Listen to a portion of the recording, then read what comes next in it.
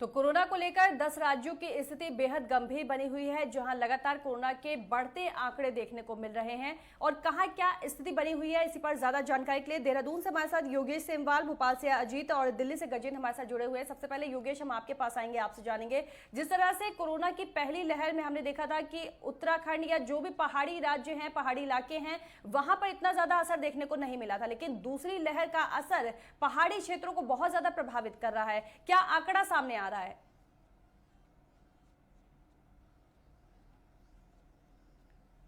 बिल्कुल, आपने बिल्कुल सही कहा। अगर हम फर्स्ट जो वेव है उसकी बात जब करते हैं तो दिखता था कि उस समय मामले इतने नहीं थे, स्थिति बहुत ज़्यादा जो है वो संभली हुई नज़र आ रही थी। और मई जून के महीने जब पिछले साल की बात करें, मई जून में तो स्थिति ये थी कि बहुत अच्छी हो चुकी थी।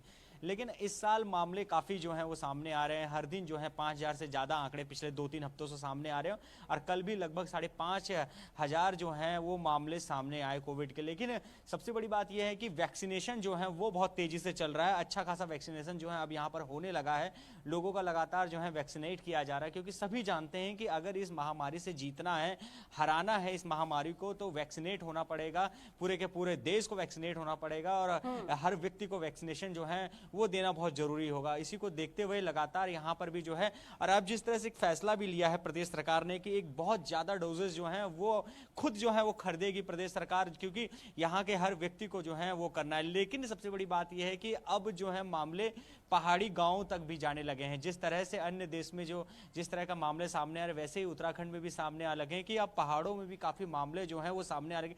अभी तक मामले ये थे कि जो मैदानी हिस्से थे वहीं पर, चाहे हम देहरादून, हरिद्वार, इन सब क्षेत्रों की बात करें, नैनीताल जैसे, तो वहां पर मामले सामने आ रहे थे। लेकिन अब जो है पहाड़ों में काफी ज्यादा मामले सामने आने लगे हैं, और ये चिंता का विषय है। इसको देख रहा है सरकार की किस तरह से बहुत ज्यादा फैसले लिए हैं। कल जब हम शासकीय प्रवक्ता से बात कर रहे थे तो उन्होंने बताया कि हमें जो है इससे जीतना है। हो सकता है कि लॉकडाउन भी बढ़ाना पड़े जिस तरह की स्थिति है, क्योंकि अभी 18 तक लॉकडाउन और 1 हफ्ते का लॉकडाउन और हो सकता है बढ़ जाए। ये फैसला भी जो है सरकार हो सकता है 1-2 दिन में जो है वो बता देगी। और उसके बाद ही अगर हम बात करें तो एक जो सबसे बड़ा फैसला जो प्रदेश में लिया गया है कि अब शादी विवाह में जो 20 लोगों को जाने की जो इजाजत थी, उसमें एक और बड़ा फैसला ये ले लिया गया है कि अब उन 20 लोगों को भी अपनी आरटीपीसीआर की नेगेटिव रिपोर्ट लेके जानी पड़ेगी। यानी कि सरकार कोशिश ये कर रही है किसी भी तरह से इस जो ये महामारी है इससे निपटा जाए। बिल्कुल। भोपाल से हमारे साथ अजीत भी बने हुए हैं। अजीत, आपके पास आएंगे। लगातार मध्य प्रदेश सरकार की तारीफ की जा रही है, जिस तरह से कोरोना को नियंत्रण में करने के लिए सरकार द्वारा प्रयास किए जा रहे हैं। इन प्रयासों का कोरोना के आंकड़ों पर कितना असर देखने को मिल रहा है? देखिए, अगर मध्य प्रदेश की बात की जाए तो वर्तमान स्थिति में जो है कोरोना का संक्रमण लगभग जो है रुक सा गया है। जहां आंकड़े 10,000 से प्रतिदिन आ रहे थे, वहां करीब 5 से 6,000 पर आंकड़े आ गए हैं। अगर पॉजिटिविटी रेट की बात की जाए तो लगभग जो है 10 से 11 का बीच का आंकड़ा छू रहा है। और अगर मध्य प्रदेश में जो है मौत के अगर आंकड़ों को देखा जाए तो वो 72 के करीब जो है एक दिन में मृत्यु का जो आंकड़ा सामने आ रहा है। लगभग पिछले 2 दिनों में जो आंकड़ा गिरते गिरते जो 1 लाख से अंदर आ गया है, ये एक जो है पॉजिटिव साइन है मध्य प्रदेश के लिए। लेकिन एक यहाँ पर मैं आपको बताता चलूं, एक थोड़ी सी दिक्कत यहाँ बढ़ते जा रही है, वो है ब्लैक फंगस। ब्लैक फंगस के लगातार जो है मध्य प्रदेश में पेशेंट बढ़ते जा रहे हैं, और जिसकी वजह से सरकार पूरी तरह से एकदम एक्टिव मूड में आ गई है। उसकी वजह यह है क्योंकि लगातार ब्लैक फंगस के जो पेशेंट्स हैं वो मध्य प्रदेश के कई जिलों में, छोटे जिलों में भी देखे जा रहे हैं, जिसकी वजह से जो है परेशानी बढ़ती जा रही है। मध्य प्रदेश के मुख्यमंत्री ने कल एक बैठक में जो है मध्य प्रदेश के 5 मेडिकल कॉलेजों में ये घोषणा की है कि वहां पर जो स्पेशल वार्ड बनाए जाएंगे, जहाँ फंगस को लेकर, ब्लैक फंगस को लेकर जो पेशेंट्स आएंगे उनका इलाज किया जाएगा। वहाँ थिएटर होंगे जिनसे ऑपरेशन किया जा सके।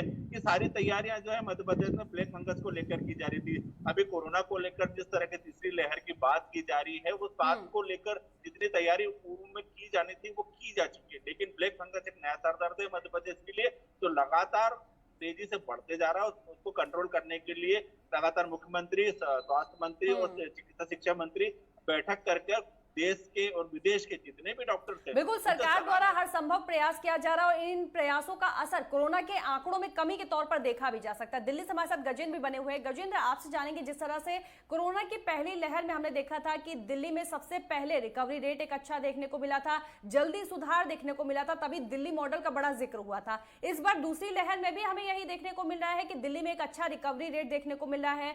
खुद सीएम अरविंद केजरीवाल भी ये बात बोल रहे हैं कि लगातार बेड खाली हो रहे हैं हैं, लेकिन हालांकि सरकार की तरफ से प्रयास जारी है कि ऑक्सीजन की व्यवस्था आपूर्ति पूरी तरह से सुनिश्चित की जाए। क्या जानकारी मिल पा रही है?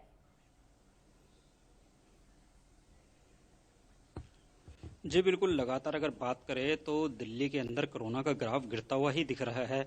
अब दिल्ली के अंदर अगर 24 घंटे के भीतर की बात करें तो 6,430 नए मरीज सामने आए हैं। वहीं 337 मरीजों की ने अपनी जान गंवाई है। 300 से नीचे का मौत का आंकड़ा फिलहाल नहीं आ रहा है, लेकिन कहीं ना कहीं जो कोरोना के जो एक्टिव जो केस आ रहे हैं उनों के अंदर जरूर जो ग्राफ है उसका गिरता हुआ दिखाई दे रहा है। अगर हम बात करें तो इस दौरान 11,592 मरीज पूरी तरीके से ठीक होके गए हैं और राजधानी में अब संक्रमण की जो दर है वो 11.32% रह गई है। अगर हम एक दिन पहले की बात करें तो मात्र एक दिन पहले 12.40% की थी।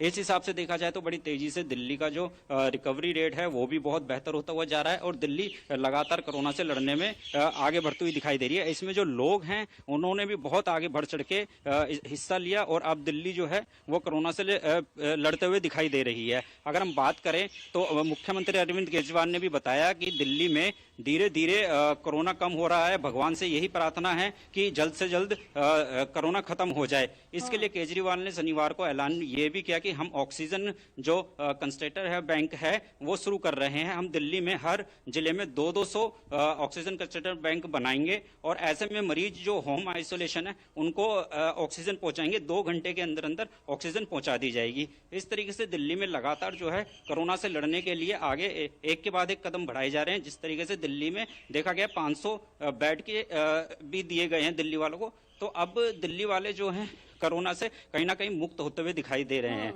लेकिन इसके लिए सरकार भी हर प्रयास किए जा रहे हैं, क्योंकि जिस तरह से पहले से ही तैयारी सीएम अरविंद केजरीवाल की तरफ से की जा रही है, उन्होंने तमाम प्रयासों के बारे में जिक्र भी किया है कि किस तरह से वो लगातार लोगों के संपर्क में भी बने हुए हैं कि कहीं किसी भी मरीज को किसी प्रकार की कोई समस्या ना हो। हमारे साथ बिलासपुर से हमारे साथ उत्पल भी जुड़े हुए हैं। उत्पल, हम आपके पास आएंगे, आपसे जानेंगे बिलासपुर में क्या स्थिति कोरोना की देखने को मिल रही है?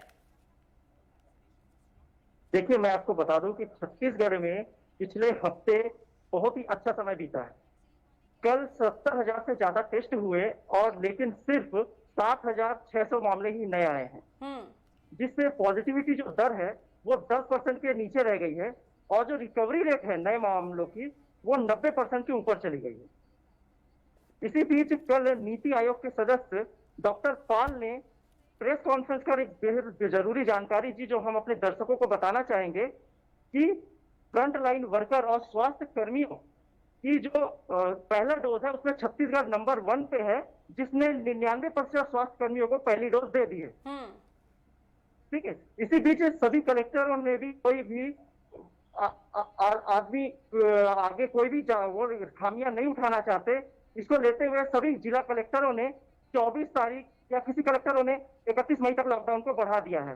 हालांकि कुछ आंतरिक मामलों में छूट दी गई है, लेकिन इसको बहुत ही ज्यादा संदिग्ध देखते हुए कोई भी कोताही जिला कलेक्टर या प्रशासन नहीं बरतना चाहती।